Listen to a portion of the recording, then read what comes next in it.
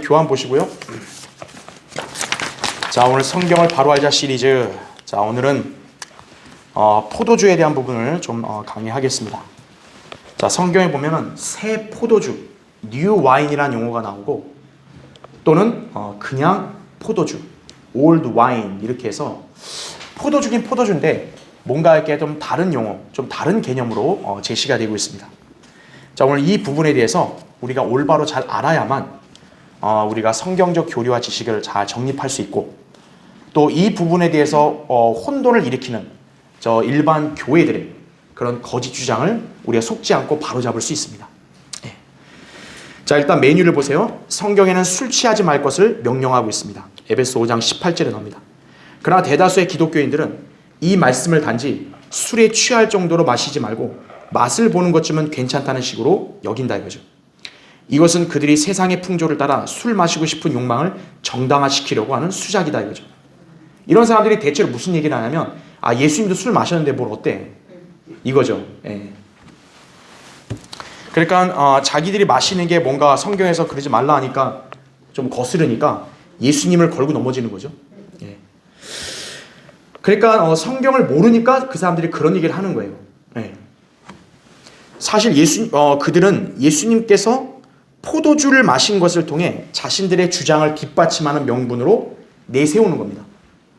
우리가 잘 아는 예수님이 물로 포도주를 만드신 갈릴리 카나 혼인잔치에서 분명히 예수님 포도주 마셨어요. 그렇죠? 또 마지막 만찬 때 제자들에게 주셨던 포도주, 그렇죠? 분명히 제자들과 함께 만찬을 하시고 이제 잔에다가 포도주를 주셨단 말이에요. 그렇죠? 이거를 그 사람들은 이제 오늘날의 그 발효된 포도주로 알고 있는 거예요. 네. 포도주도 보면 알코올 있지 않냐 이거죠. 그것도 예수님 마셨듯이 우리가 좀 마시는 게 좀 어떠냐 이거죠. 더군다나 더 가관인 것은 로마 카톨릭을 위시한 그런 대다수 그 친카톨릭 성향의 개신교회들은 이 성찬식이라는 걸 하면서 그 포도주를 소위 이제 세상에서 유통되는 그런 알코올 포도주로 합니다. 그러니까 사실 거기 성찬식 하게 되면 어떻게 돼요? 이제 딱 한 잔 맛보는 거죠. 이제 그렇게 그죠? 자, 그래서 그 사람들은 이 성경에 나온 포도주, 또 예수님이 마신 그 포도주, 이것을 소위 발효된 그런 알코올로 이렇게 오해하고 있는 것이에요. 왜냐하면 포도주라는 용어를 잘 모르니까 그런 거예요. 성경에서 마셔도 되는 새 포도주가 있고 금지된 포도주가 있다 이거죠. 이 차이를 모르는 거예요, 이 사람들은. 우리는 바른 성경을 통해 그 차이점을 알고, 그럼으로써 이 새 포도주를 통한 성경적 교리를 여러분이 다시 한번 인지할 수 있는 것입니다. 자, 성경에서 분명 술을 금지하고 있죠. 술을 취하지 않을 정도까지 마셔도 된다는 것이 아니라 성경은 술 자체를 쳐다보지 말 것을 말씀하십니다. 오히려 자기 이웃에게 술을 주면서 취하게 하는 자들에게 화가 있을 것이라고 그렇게 경고를 합니다. 따라서 예수님께서는 결코 발효된 포도주를 마신 적이 없으시다라는 거죠. 그분께서 마신 것은 다름 아닌 새 포도주였다는 거죠. 새 포도주, 그 다음에 포도주, 이거는 엄연히 다른 거예요. 그렇죠? 자, 그러면 새 포도주는 뭐냐?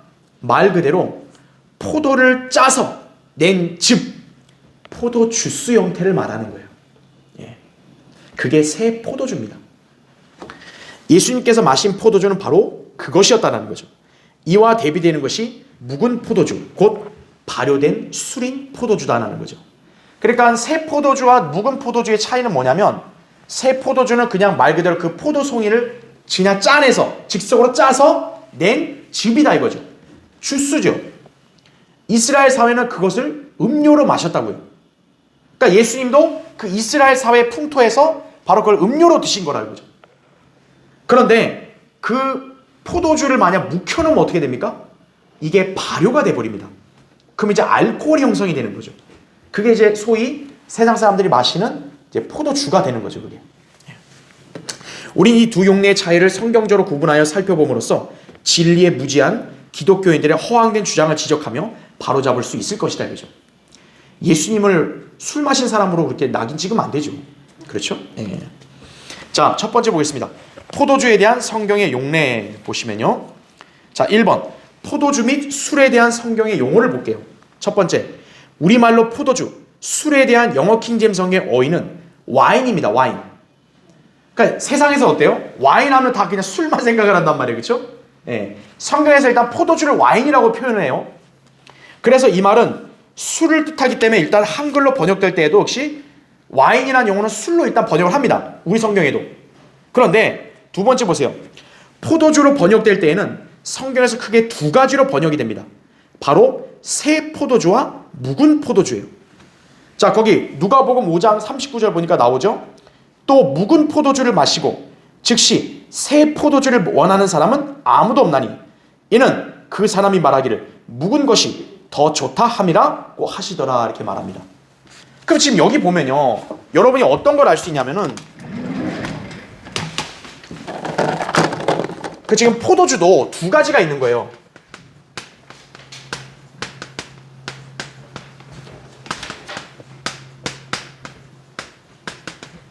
자, 새 포도주와 묵은 포도주인데 새니까 이게 이제 뉴 와인이란 말이에요.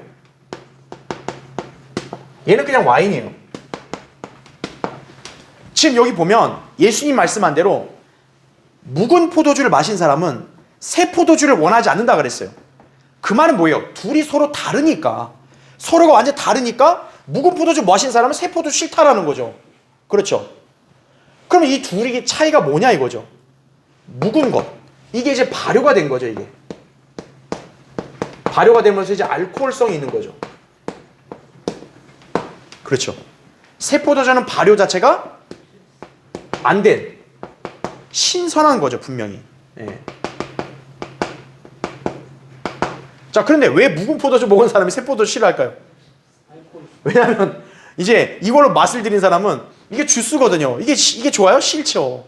그러니까 싫은 거예요. 그거를 말씀한 거라고요. 그러니까 묵은 포도주나 새 포도주는 개념 자체가 완전 성격도 상반되는 거예요. 일단 이 부분을 여러분 알고 계셔야 돼요. 그러니까 예수님은 벌써 두 차이를 말씀하신 거예요. 그러면 예수님이 마셨다는 포도주는 이 둘 중에 당연히 뭐겠어요? 상식적으로 볼 때 새 포도주죠. 예. 이거 마셨으면 예수님은 그분 스스로가 말씀한 걸 위배하는 거예요. 그렇죠? 술에 취했으니까. 예. 자, 일단 그렇게 보시면 되고요. 자, 그럼 2번 보세요. 이스라엘 사회 음료인 새 포도주 보겠습니다. 자, 첫 번째 보세요. 이스라엘에서는 주식인 빵과 함께 즐기는 음료가 바로 뭐냐면 포도주입니다. 그래서 보통 이스라엘 백성들의 풍요함을 상징하는 곡식들, 기름과 함께 뭐도 제시되면 포도주도 제시가 되는 거예요. 그래서 신명기에 제가 여기 구절 써놓은 걸 보시면은 이 구절을 보시게 되면 하나님이 그 이스라엘 민족에 있는 가정과 개인에게 복을 줄 때 그 복을 줄 때 뭐라 하냐면 네 창고에 식량이 가득하다, 먹을 게 풍부하다, 그러면서 마시는 거는 뭐로 대표해서 말하냐면 네 포도주도 넘칠 거다 이렇게 말합니다. 만약 포도주가 그냥 단순히 술 그 하나라면 그럼 하나님은 그 이스라엘 백성에게 술을 줬다는 거 아니에요? 안 맞죠 그게. 그 포도주가 뭐냐면 바로 이스라엘 백성이 하나님께 복받아서 풍요롭게 됐다라는 거죠. 풍요롭게 된 증거가 뭐예요? 먹고 마시는 거를 이렇게 풍성히 할 수 있다라는 거죠. 먹는 것이 빵이었다면 마시는 것은 바로 뭐로 대표된 거예요? 포도주라는 거죠. 그러니까 포도주는 이스라엘 사회에서 당시에 뭐였냐? 포도 음료였다는 거죠. 음료. 예. 그래서 거기 신명기 11장 4절에 보면 내 곡식과 내 포도주와 내 기름을 거둘 것이요 이렇게 말씀을 합니다. 자, 나열을 하죠. 곡식을 나열하고 포도주를 나열합니다. 그럼 하나님께서 이스라엘 백성에게 포도주 거두라는 게 야 실컷 취해라 이게 아니라는 거죠. 음료니까 먹고 마시는 거 풍요함을 상징하는 그 마시는 거의 음료가 포도주니까 거두라고 한 거죠. 자, 그럼 두 번째 보세요. 새 포도주는 시간이 지남에 따라 자연히 발효가 된다.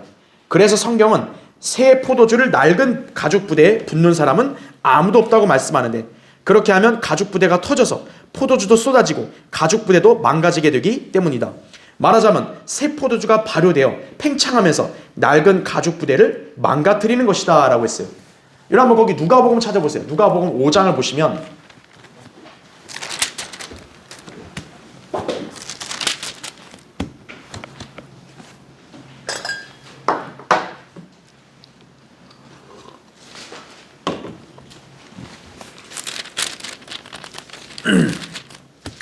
자, 누가복음 5장 거기 36절부터 제가 읽을 테니까 잘 보세요. 주께서 또 다른 비유로 그들에게 말씀하시기를 새 천조각을 낡은 옷에 대고 깁는 사람은 아무도 없나니 만일 그렇게 하면 새 것도 헤어진 것이 될 뿐만 아니라 새 것에서 자른 천조각과 낡은 옷도 어울리지 아니하느니라. 또 새 포도주를 낡은 가죽 부대에 붓는 사람은 아무도 없나니 만일 그렇게 하면 새 포도주가 그 가죽 부대를 터뜨려 포도주도 쏟아지고 가죽 부대도 망가지리라. 그러나 새 포도주는 새 가죽 부대에 부어야만 하나니 그리하면 둘 다 보존되느니라. 이렇게 말씀하고 있습니다. 자, 이거에 대한 자세한 의미는 제가 나중에 이따 설명을 드릴 거고, 일단 여러분은 여기서 표면적으로 알아야 될 게, 지금 주님은 새 것과 오래된 것을 대비해 놓죠. 그렇죠? 그러니까 새 천조각은 낡은 옷에다 기부면 안 되죠. 그렇죠? 새 천조각은 새 옷에, 또 새 포도주는 낡은 가죽 부대에 부으면 안 된다는 거죠. 새 가죽 부대에 부어야 된다. 안 그러면 터진다. 왜 터지겠어요? 포도주가 발효가 되면 팽창이 되니까요. 그렇죠? 그래서 새 포도주는 팽창되기 전, 곧 발효되기 전에 줍이다는 거죠. 근데 그게 발효가 되면 묵은 포도주가 되는 거예요. 이제 묵은 거예요. 그게 이제 술이 되는 거죠. 자, 세 번째 보세요. 성경에는 새 포도주와 묵은 포도주를 매 구절마다 구분해서 쓰지 않고 포도주라는 표현으로 쓰고 있으며 때로는 술이라는 직접적인 표현을 사용하기도 한다. 따라서 포도주라는 표현은 문맥에서 그 지칭하는 것을 구분해야 한다라고 했습니다. 이 말이 뭐냐면 여기서는 예수님이 새 포도주, 묵은 포도주 구분을 해주셨는데 성경의 다른 부분에서는 그런 구분이 없이 그냥 포도주 이렇게 쓰인다라는 거예요. 그러니까 그것만 보고 이거를 다 술이라고 해석을 해버리면 어떻게 되는 거예요? 일반 기독교인들 말대로 예수님도 술 마셨다 이렇게 돼버리는 거예요. 그러니까 포도주란 말이 쓰였을 때는 그게 전후 문맥을 보고 이게 새 포도주인지 아니면 술인지 이걸 우리가 구분할 수 있어야 된다는 거죠. 예. 그거를 우리가 이게 인지하면 됩니다. 자, 3번 보세요. 그럼 예수 그리스도께서 마신 것은 당연히 뭐라는 거죠? 새 포도주, 그러니까 포도즙이었다라는 거죠. 자, 여러분 이제 마태복음 거기 보세요. 마태복음 26장 한번 보세요.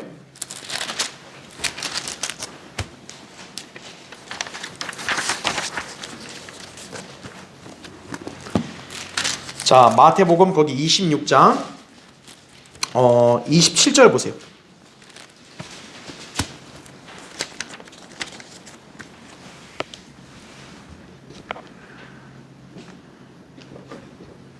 자, 마태복음 26장 거기 27절.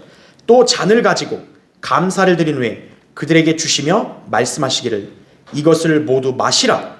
이는 이것이 죄들을 사하심으로 인하여 많은 사람을 위해 흘리는 나의 새 언약의 피이기 때문이라. 이거죠. 지금 예수님께서는 포도주를 갖고 이게 나의 피다, 피를 상징한다고 말씀했잖아요. 근데 여러분 중요한 게 있어요. 거기 29절 보세요.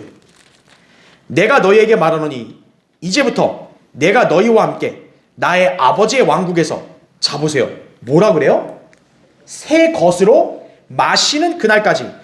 그 다음에 또 중요한 건 이 포도 열매에서 난 것을 마시지 아니하리라고 하시더라. 이렇게 말씀합니다. 지금 예수님은 잔을 줬단 말이에요. 잔. 뭐 그게 유리잔인지 뭔지 어쨌든 잔을 줬어요. 뭐 다른 잔이겠죠. 잔을 줬는데 그 잔을 여기서 예수님이 뭐라고 설명해요? 새 것이다 그래요. 그러면서 어디서 났다 그래요? 포도 열매에서 났다고 말합니다. 그러니까 지금 예수님이 제자들에게 만찬 때 주셨던 잔은 이렇게 술이 아니라 포도 열매에서 즙을 짜서 주신 거라는 거죠. 그러니까 여기서 표현할 때 예수님이 뭐라 하는 거예요? 예수님이 잔을 줬지만 그거를 어떤 술로 얘기 안 하고 새 것, 포도 열매에서 난 새 것으로 줬다고 말하잖아요. 그분이 주신 잔을 새 것, 포도 열매에서 난 새 것 이렇게 말하잖아요. 바로 이게 새 포도주라는 얘기죠. 새 포도주의 개념을 우리가 이렇게 잘 알고 있어야 되는 거예요. 예. 그러니까 새 포도주는 왜 새 거란 말을 썼겠어요? 오래된 게 아니라 포도 열매에서 즉각 그걸 짜낸 거니까 새 것이란 얘기죠. 자, 바리새인들은 예수님을 뭐라고 비난했냐면 술 취한 자라고 비난했거든요. 마태복음 11장 19절에 보면 그러니까 예수님이 그러잖아요. 인자가 와서 먹고 마시니까 저 술 취한 인간이라 그랬다 그런 거죠. 바리새인들이. 그러니까 바로 오늘날 저 사람들처럼 뭐예요? 예수님도 포도주, 술 마셨잖냐? 술 취했다. 거짓말이라는 거죠. 예수님이 여기서 보인 행동을 보면은 이거는 술이 아니라 즙을 짜서 준 새 포도주였다는 거죠. 자, 이제 교환 넘어오셨죠? 여러분 두 번째. 자, 메뉴의 두 번째 보시면 성경에서 새 포도주는 포도송에서 짜낸 즙, 곧 주스를 가리킨다 그랬어요. 거기 괄호 2번 보세요. 새 포도주는 포도 열매를 통해 주스를 만든 것이다 이거죠. 그러니까 이거는 술이 아니라 주스인 거예요. 자, 거기 이사야 65장 8절 있죠. 여러분 이 구절도 잘 기억해 놓으세요. 이사야 65장 8절 거기 보면 주가 이같이 말하노라. 포도송이에 새 포도주가 보이면 누가 말하기를 그것을 상하게 말라. 이는 복이 그 안에 있음이라 하는 것 같이 나도 내 종들을 위하여 그들 모두를 상하게 하지 아니하리라 이렇게 말씀합니다.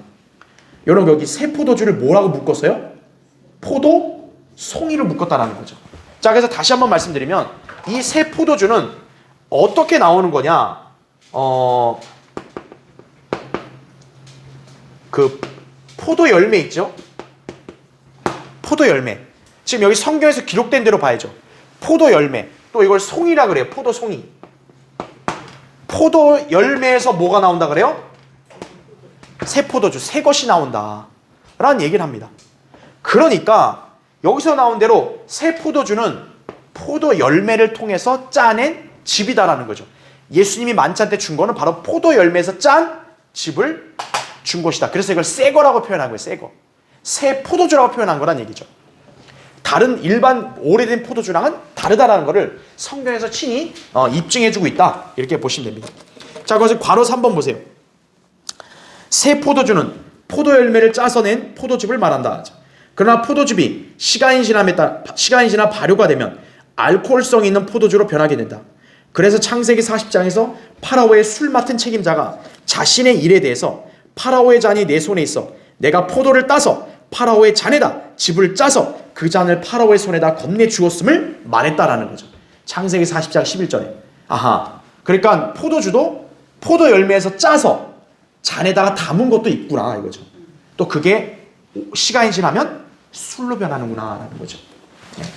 그걸 우리가 기억할 수 있는 거죠. 그러니까 우리는 이 구절을 통해서 새 포도주가 어떻게 술인 포도주로 바뀌는지도 알게 되는 거죠. 자, 괄호 4번 보세요. 성경에서는 포도주가 병에 담겨 발효되기 전 포도즙 틀에 있을 때에도 뭐라고 지칭을 합니까? 포도주로 지칭합니다. 예레미야 48장 33절에 나온 대로. 아니 병에 담겨야 술이죠. 근데 병에 담기기 전, 그러니까 발효가 안 됐으니까 틀에 있는 것도 성경에서는 새 포도주라고 안 그러고 포도주라고 말한다는 거죠. 그러니까 제가 아까 얘기한 대로 포도주라 한 게 이게 새 포도주인지 아니면 술인지 이걸 구분해야 된다는 거죠. 그래서 성경에서 이걸 혼용해서 쓰고 있기 때문에. 그렇죠?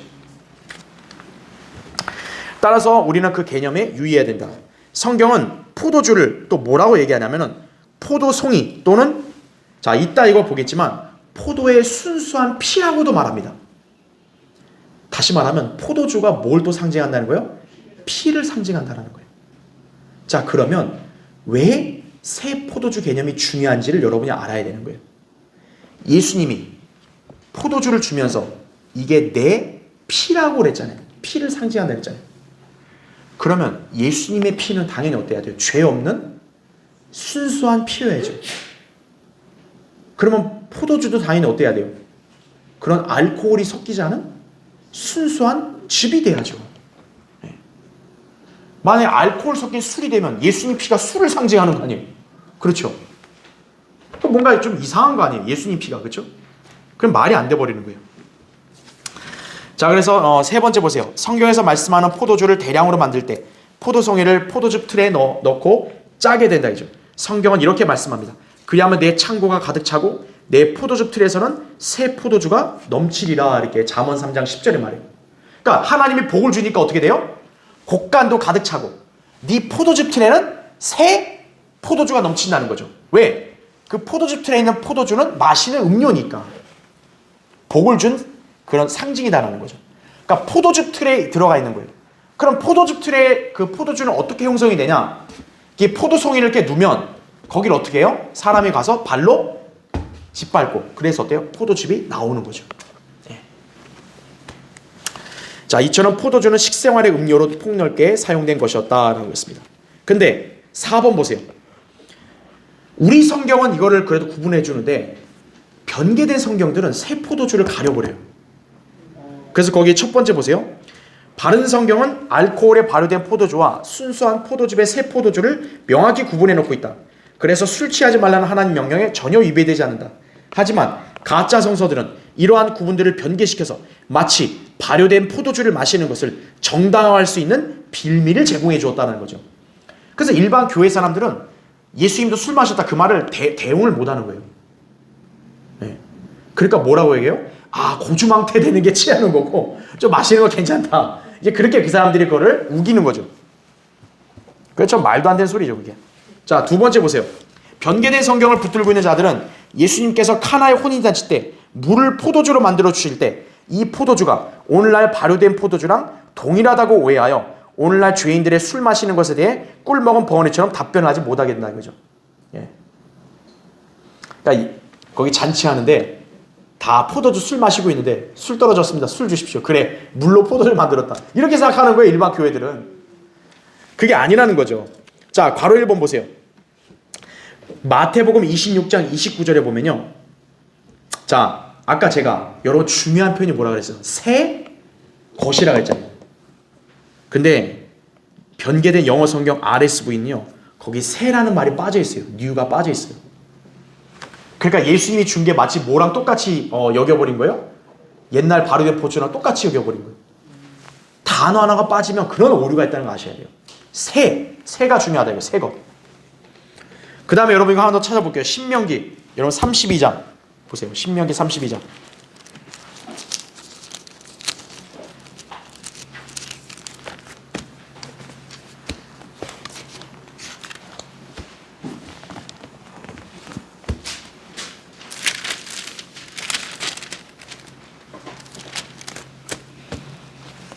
자, 신명기 32장 14절 보세요.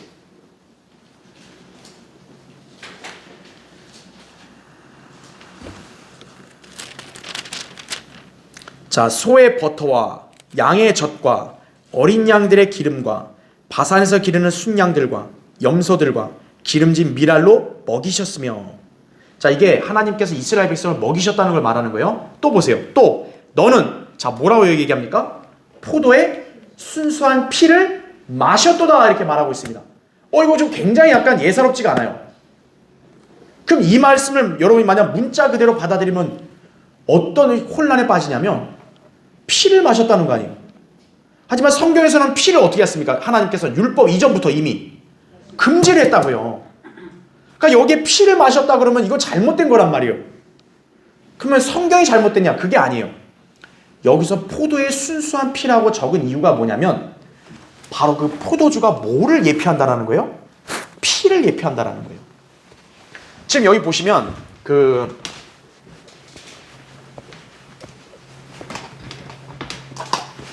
자, 신명기 32장 14절에 보면 우리 성경은 포도의 순수한 피라고 이렇게 되어 있어요. 근데 개역 성경은 이게 뭐라고 되어 있냐면 포도의 붉은 술.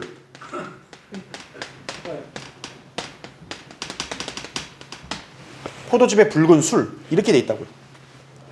이게 변개되어 있는 거예요, 이게. 그러면 이게 혼란을 우리가 바로잡기 위해서 뭘 봐야 되냐면 자, 이렇게 말해버리면 무슨 심각한 오류가 생기냐면 하나님이 이스라엘 백성을 광야 생활하는 동안 뭐요? 술을 마시겠다라는 거죠. 그런데 이게 왜 잘못됐냐면 신명기 29장 6절에 따르면요.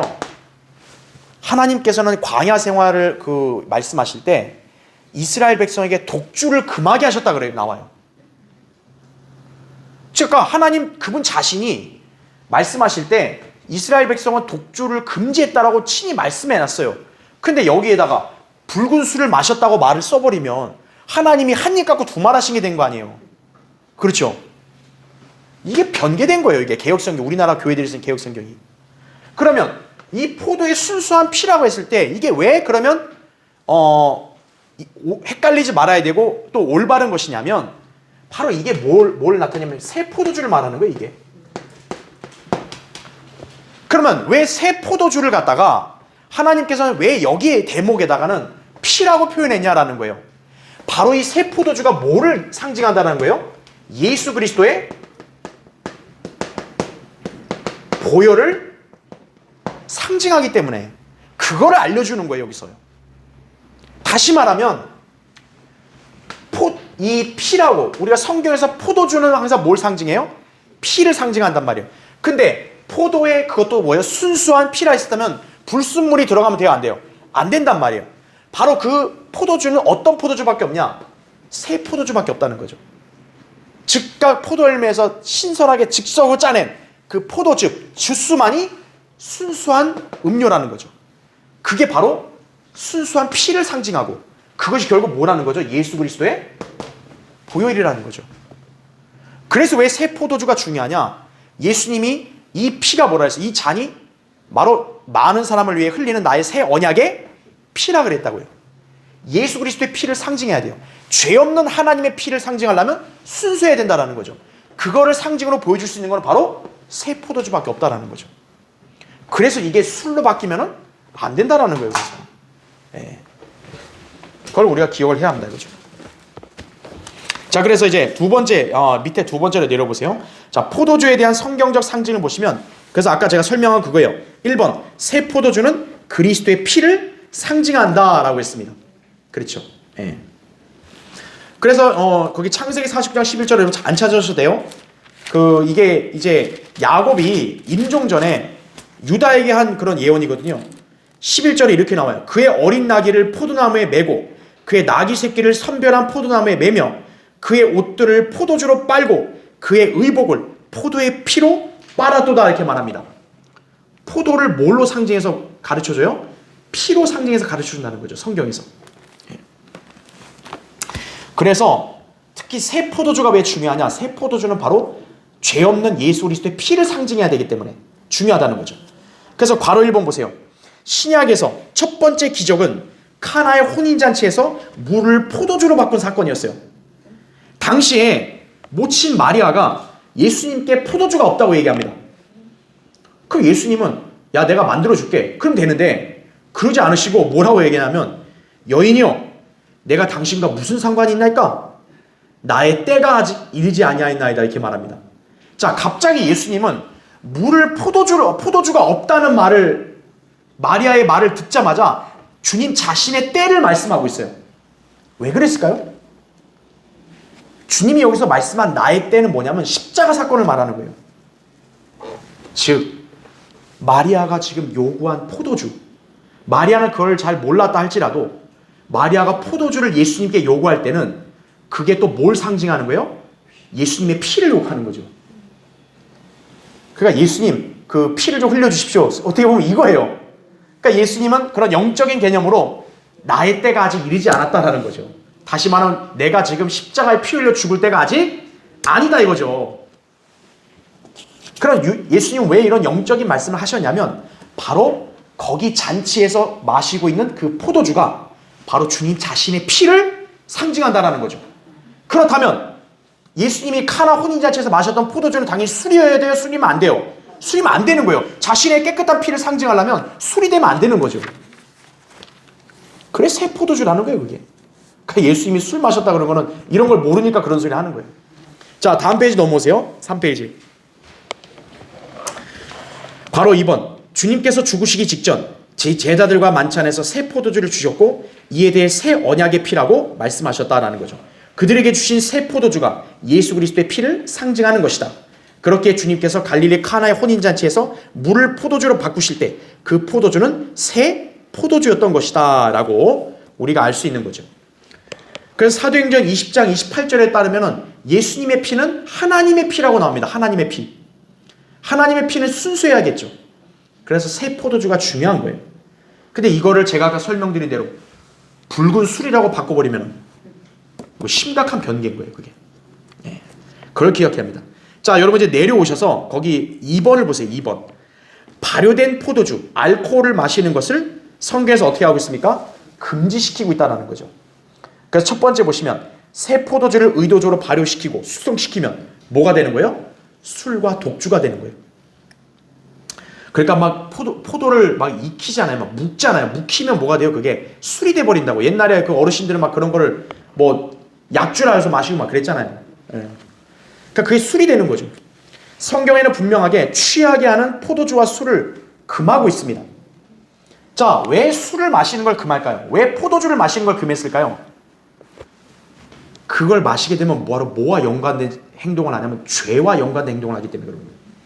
거기 잠언 23장 29절과 35절 여러분 거기 우리가 많이 읽어봤죠? 여러분 그거 읽으시면 되고요. 자, 밑에 보세요. 두 번째, 노아는 포도주를 마시고 취하여서 함에게 범죄할 수 있는 뭘 줘요? 빌미를 주었어요.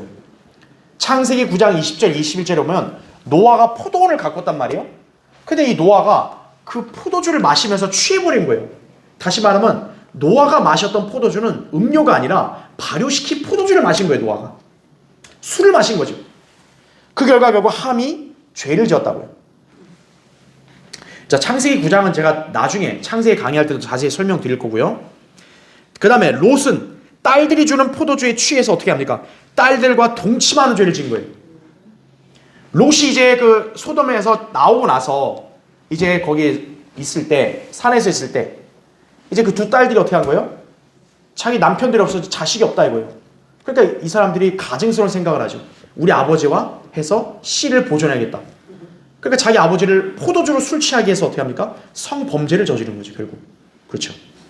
그러니까 성경의 용례를 보면은 포도주하고 연관해서 항상 뭐가 나오냐? 성범죄가 나오는 거예요. 그래서 성경에서 포도주, 독주를 금지시키는 거예요. 술에 연루가 되면 어떻게 되는 거예요? 그런 성 문제가 발생한다는 거예요. 자, 세 번째 보세요.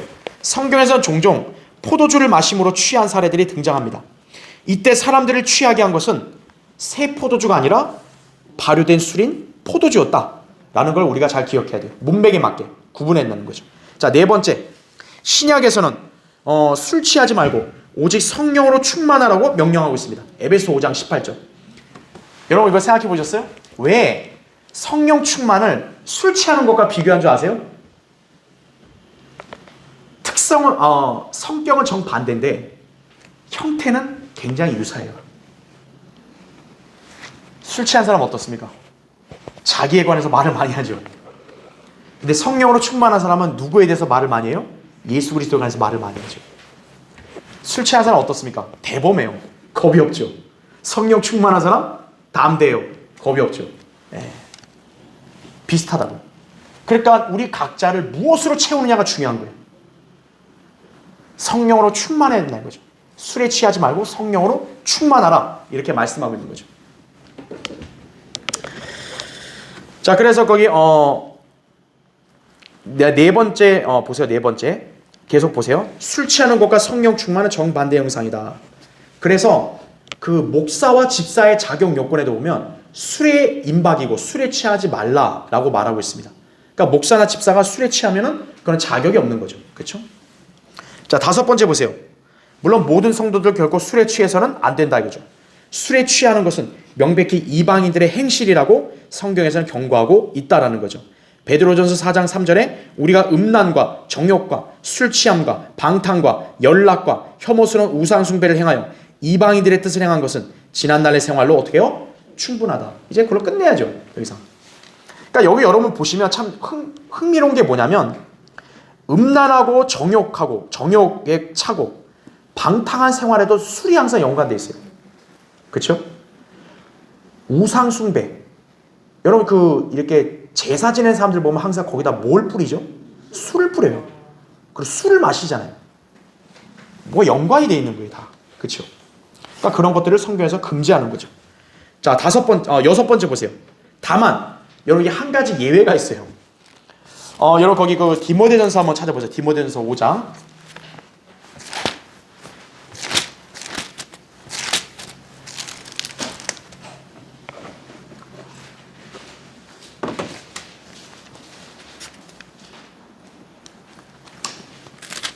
자, 디모데전서 5장 거기 23절 보시면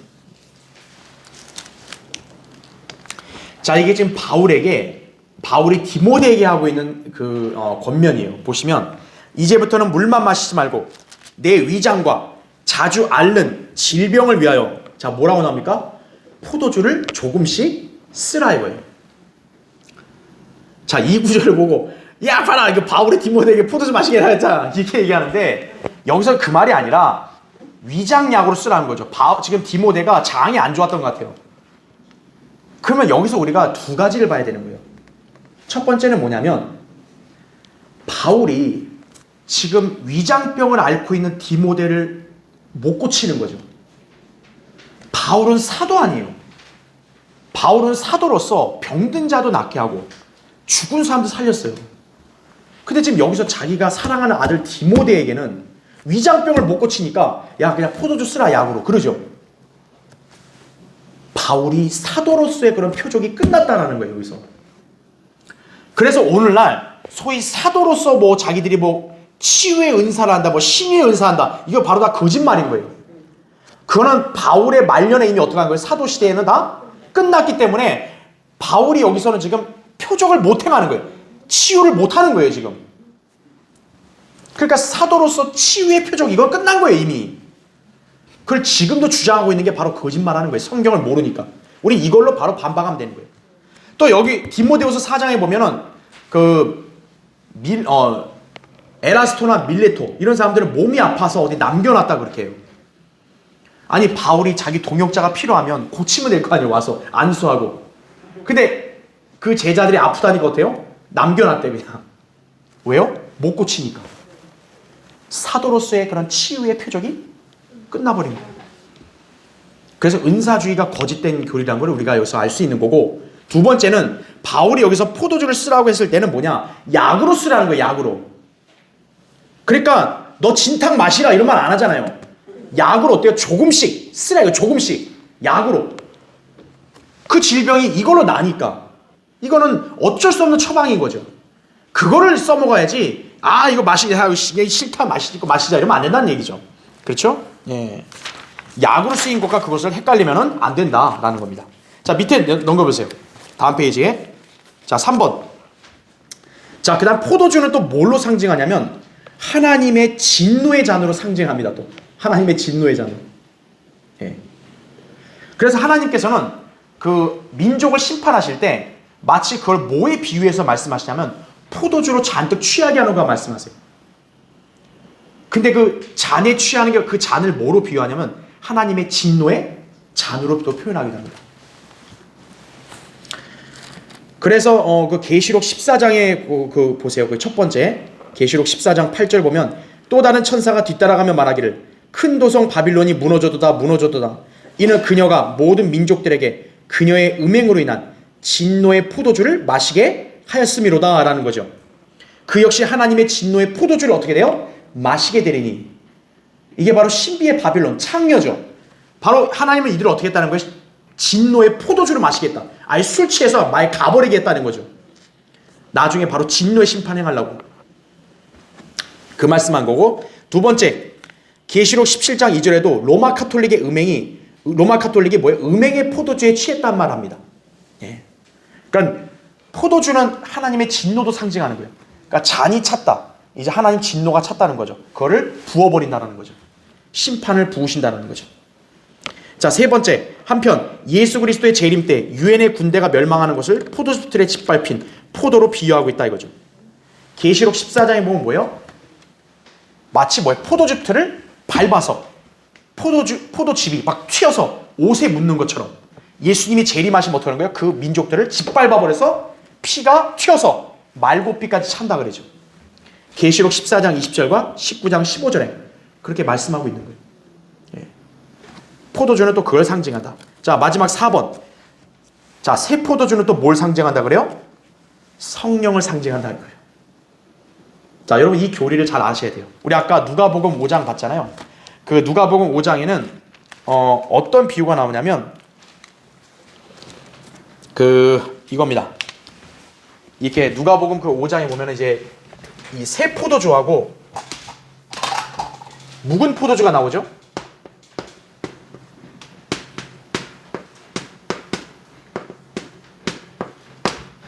다음에 또 이거와 이렇게 같이 묶어서 새 천조각, 그 다음에 새 옷 이렇게 나오죠.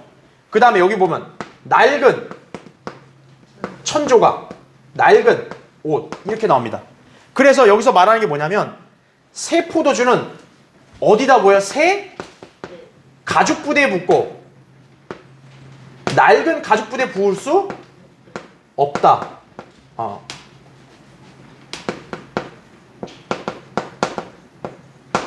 자, 이걸 여러분이 그냥 쉽게 그냥 제가 지금은 누가복음 강의가 아니니까 간략히 설명드릴게요.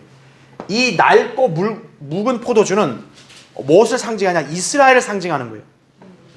이 새 포도주는 성령을 상징합니다. 그렇죠. 그래서 새 가죽 부대는 누구를 상징하냐면 바로 신약 교회를 상징하는, 신약 성도들을 상징하는 거예요. 교회. 그러니까 여기서 새 포도주가 성령을 상징한다 했을 때는 그게 무슨 말이냐면 성령께서는 구약의 이스라엘 안에 내주할 수 있는 거 없는 거예요? 없다라는 거죠. 예. 성령님은 어디에 내주하시는 거예요? 예수 그리스도의 피로 구속받은 그리스도인 신약 성도 안에 내주하시게 되는 거고, 구약의 이스라엘은 성령을 담기에는 적합하지 않다는 거죠. 왜요? 이스라엘은 완전한 구속을 받은, 아직 그 구속을 받지 못했기 때문에, 그 사람들은. 예. 그래서 여러분 거기 그 두 번째 보세요. 거기 그 4번 밑에 두 번째. 새 포도주는 성령님의 모형이다 이죠. 구약에서는 성령님이 몸에 들어오셨다가 나가시기도 했죠. 그러니까 성령님이 안 들어온 게 아니에요. 구약 성도들 안에는 들어왔다가도 나가시기도 했다고요. 하지만 신약 시대에는 성도들 안에 구속의 날까지 내주하신다는 거예요. 인치셨다라는 거죠. 그러니까 성령님을 이렇게 소유하고 딱 이렇게 내주하게 할 수 있는 것은 적합한 그런 존재는 교회다라는 거죠.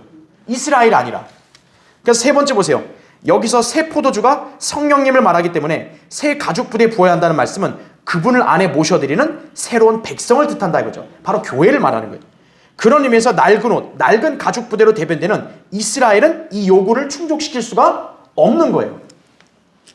왜냐하면 예수 그리스도의 죽으심을 통해 거듭나야지만 성령님이 내주할 수 있기 때문에 그런 거예요. 네. 그 예수님이 여기서 비유로 말씀하신 것은 바로 뭐냐? 그걸 가르쳐 주는 거예요. 새 포도주는 새 가죽 부대에 적합하다 이거예요. 낡은 가죽 부대, 너희에게는 적합지 않다는 거죠. 왜? 너희는 아직 거듭나지 않았으니까. 네. 그걸 바로 여기서 가르쳐 주는 것이다 이거죠. 자, 그래서 여러분은 이제 새 포도주가 예수 그리스도의 피를 상징하기도 하고 또 성령님의 모형이기도 하구나. 이렇게 기억하시면 되는 거예요. 자, 결론적으로 예수님께서 술 마셨다는 주장은 터무니없는 거짓말이요, 성경에 관한 무지에서 나온 발상이다 이죠. 예수님께서 마셨던 포도주는 발효되지 않은 새 포도주, 곧 포도송이에서 짜낸 포도즙이자 주스였다 이거죠. 결국 예수님께서는 발효된 포도주를 마신 적이 없으시다. 포도주는 예수 그리스도의 순수한 피를 상징하기 때문에 새 포도주는 굉장히 중요한 개념이다라는 거죠. 그래서 우리가 주에 만찬할 때는 저 일반 그 가게에서 유통하는 포도주가 아니라 우리는 포도 주스로 하는 거예요. 여건만 되면 우리가 포도를 짜서 해도 되는데 그럴 시간이 안 되니까 우리는 포도 주스를 하는 거예요. 왜냐? 포도즙과 주스는 동일하니까. 근데 일반 교회들 어때요? 성찬식 때? 저 발효된 알코올 갖고 오자. 이야, 한 잔 마시고 어떻게 되는 거예요? 다 그냥 다 알코올 들어간 거지, 그렇죠? 예. 개신교회들은 발효된 포도주 개념을 모르다. 무지하니까 그런 거예요. 그러니까 예수님이 술 마셨니 안 마셨니 그것도 모르는 거예요.